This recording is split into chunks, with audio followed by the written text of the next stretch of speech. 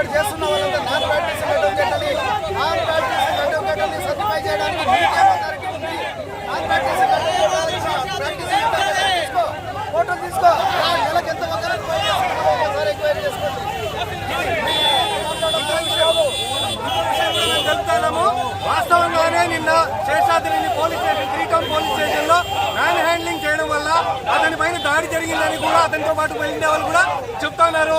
దాన్ని కప్పిపుచ్చుకోవడానికే ఈ రోజు పోలీసు వాళ్ళందరూ కూడా ఏకమయ్యి ఈ రోజు మధ్యాహ్నం 12:45 ఆయన డెడ్ బాడీని తీసుకొని వచ్చినప్పటికీ కూడా ఇంతవరకు కూడా ఆయన పోస్ట్ మార్టం చేయడానికి ముందుకు కావడం లేదు. కావాలనే ఉద్దేశపూర్వకంగా పోలీసు వాళ్ళు డిలే అవ్వడానికి ప్రయత్నం చేస్తున్నారు. మాకు ఇప్పటికీ నిజంగా ఇప్పటి వరకు కూడా ఉన్న అనుమానాలు ఇంకా బలంగా వ్యక్తమవుతున్నాయి. దాన్ని ఆయన చావుని తప్పించుకోవడానికి పోలీసులు సాక్షాత్ సిఐ గారే ఇది ఫేక్ కంప్లైంట్ అని చెప్పి అన్నారు వాయిస్ లో. సాక్షాత్ సిఐ గారే ఇది ఫేక్ కంప్లైంట్ అని చెప్పారు. ఆ ఫేక్ కంప్లైంట్ అతను ఎందుకు రాత్రి సమయంలో పిలవాల్సి వచ్చింది? ఫేక్ కంప్లైంట్ ఇవ్వాల్సిన అవసరం లేదు. స్వయానా శేషాద్రి గారు వాళ్ళ అక్కగారి కంప్లైంట్ ఇచ్చారు.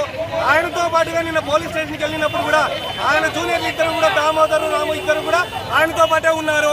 పోలీస్ స్టేషన్ లో ఆయన అన్కాన్షియస్ అయిన తర్వాతనే వాళ్ళిద్దరు జూనియర్లు లోపల పిలిచి మీరు బాడీని తీసుకెళ్లండి అని పోలీసులు స్పెసిఫిక్ గా చెప్పారు అని కూడా మాకు చెప్పారు. కాబట్టి ఈ రోజు మేమందరూ కూడా శేషాద్రి ఎవరో వాళ్ళందరూ పైన చర్యలు తీసుకునేంత వరకు కూడా మా పోరాటాన్ని ఆపమని తెలియజేస్తున్నాము. Thank you.